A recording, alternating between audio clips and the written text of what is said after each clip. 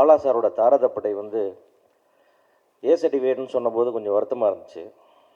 ஏன்னா அது ஒரு பர்டிகுலர் ஆடியன்ஸை ரெஸ்ட்ரிக்ட் பண்ணுதுன்னு ஃபீல் பண்ணும்போது, அதுக்கு சென்சார் பார்த்தவங்களையோ மெம்பர்ஸையோ ஆஃபீஸரையோ குறை சொல்கிறத விட,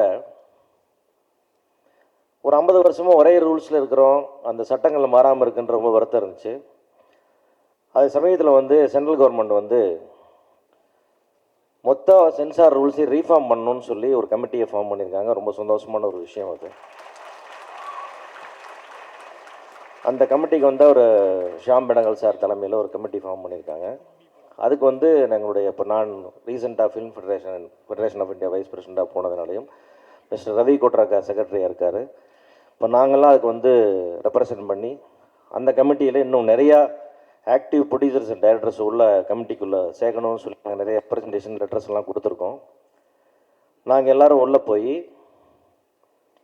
நிறைய ஆக்டிவ் மெம்பர்ஸ் உள்ளே சேர்த்து அந்த சென்சார் போர்டில் இன்னும் என்னென்ன விஷயங்கள் நம்ம உள்ளே கொண்டு போகணும், இப்போ லேட்டஸ்ட்டாக ஒரு ஸ்டேட்லேயும் என்னென்ன கல்ச்சர்ஸ் இருக்குது, என்னென்ன வேர்ட்ஸ் இருக்குது, என்னென்ன விஷயங்கள் செய்யணும். இப்போ பாலாசார் படத்தில் அது ஏ சர்டிஃபிகேட் கொடுக்காமல் இருக்கிறதுக்கான என்னென்ன நியாயங்கள் இருக்குது, என்ன இருக்குது, இந்த மாதிரி ஒரு ஸ்டேட்டுக்கு எப்படி மாறணும் ரூல்ஸு, ஸ்டேட் வைஸ் என்ன மாறுங்க ரெப்ரசன்டேஷன் நிறைய கொடுக்குறோம். ஸோ விரைவில் நமக்கு இந்த மாதிரி நம்முடைய படங்களுக்கான ஒரு நியாயமான சென்சார் விரைவில் கிடைக்கிறதுக்கான எல்லா வாய்ப்புகளும் இருக்குது. அந்த வகையில் இந்த அரசாங்கம் நமக்கு மத்திய அரசு எல்லா விதத்திலும் உதவியாக இருக்குது. அதை செஞ்சுக்கிற ஒரு நல்ல விஷயம் இந்த வருஷத்தில் நமக்கு கிடச்சிக்கிற ஜனவரியில் கிடச்சிக்கிற ஒரு நல்ல சிக்னல். அதை உங்களோட ஷேர் பண்ணிக்க விரும்புகிறேன்.